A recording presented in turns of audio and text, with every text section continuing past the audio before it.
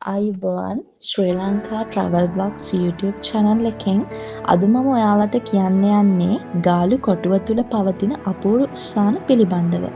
ශ්‍රී ලංකාවේ නිර්තදිග වෙරළ තීරයේ යුනෙස්කෝ ලෝක උරුම අඩවියක් වන ගාලු කොටුව දකුණු සහ අග්නිදිග ආසියාවේ යුරෝපීය යටත් විජිත බලවතුන් විසින් ඉදිකරන ලද ශක්තිමත් අඩවියකට කැපී පෙනෙන උදාහරණයක්.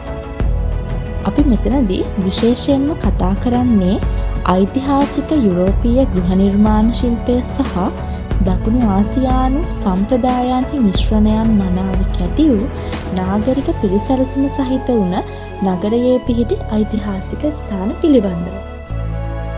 මෙතනදී අපි මූලික වශයෙන්ම බලකොටුවේ සංකේතාත්මක ස්ථානයක් වන ගාලු ප්‍රදීපාගාරය විශේෂ කොට හඳුනගන්න පුළුවන්.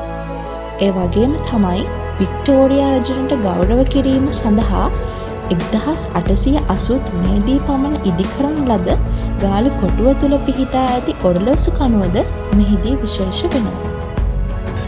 ඒ වගේම තමයි අධ්‍යතනය වෙනකොට ඉහළ මට්ටමේ සාප්පු සවාරි සහ භෝජන පරිශ්‍රයක් ලෙස ක්‍රියා කරන පැරණි ලන්දේසි රෝහලද මෙතනදී විශේෂ වෙනවා.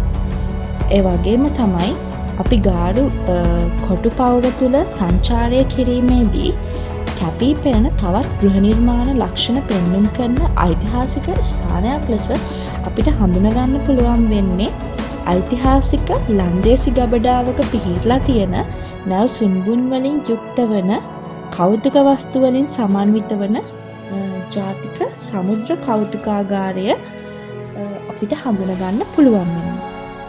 ඒ වගේම තමයි ක්‍රිස්තු වර්ෂ 1755 දී පමණ ඉදිකරන ලද ලන්දේසි ප්‍රතිසංස්කරණ පල්ලිය නොහොත් ග්‍රූට් කර්ක් ලෙස හැඳින්වෙන පැරණි රෙපරමාදු පල්ලිය සහ යටත් විජිත ගෘහ නිර්මාණ ශිල්පය මැනවින් යුදහා දක්වන ඓතිහාසික ස්ථාන රැසකින් මෙම ගාලු කොටුව සමන්විත වෙනවා.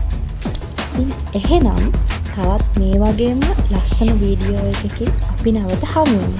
ස්තුතියි.